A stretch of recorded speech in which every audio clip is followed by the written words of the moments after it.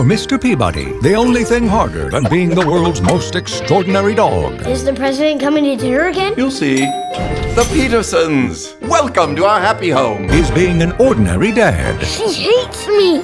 Share your interests. Tell a witty anecdote. Make it work. But don't tell her about the way back. He calls it the way back. It's a time machine. Now that we've seen it, maybe we should go back. Nope. Mr. Peabody and Sherman is a by-the-numbers children's film. I heard someone on the radio describe it as the half-term family movie, and to be honest, that's exactly what this is. Nothing special, nothing horrible, but good enough to tie the kids down until they go to see the Lego movie. As a film for everyone, it's okay. I'm actually surprised how respectful this is to its source material.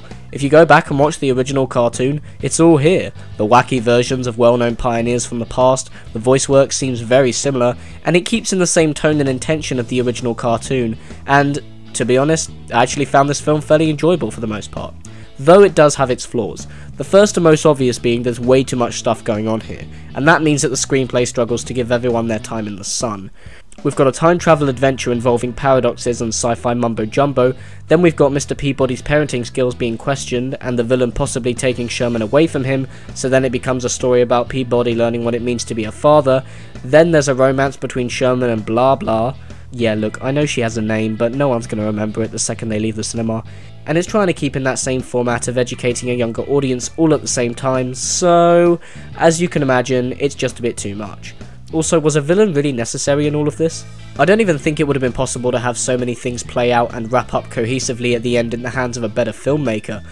I simply think the film's being too ambitious. While it looks great and is filled with bright colours and eccentric, fun to watch characters, the best being Patrick Warburton's, it completely drops the ball on the comedy. I usually look more towards the comedy in animated films because it's usually aimed more towards the adults, and there needs to be something I can latch onto, something to keep me going, and the comedy was dreadful. They keep repeating this awful gag of Mr. Peabody doing a painfully bad pun, and then Sherman laughing and going, "I don't get it," and I cringed every time. With the exception of a couple of decent sight gags, this is the film's main loss considering how much comedic value is in its premise. But look, it's a kids' film. While it finds a way to turn every single historic contraption into a fun ride, which may as well just be an advert saying this ride will be available at Universal Studios, whatever, it makes for a fun scene or two. It's got bright colours, some lovely animation, wild entertaining characters, and is an efficient movie with a lot of charm, and it's admittedly quite enjoyable. If you're a parent, there are many worse films your kids could be forcing you to sit through, and hey, they may even learn a thing or two. Take it easy, bro. DreamWorks, Mr. Peabody and Sherman. Why can't children be simple? Children are not machines, Peabody. I tried to build one. It was creepy.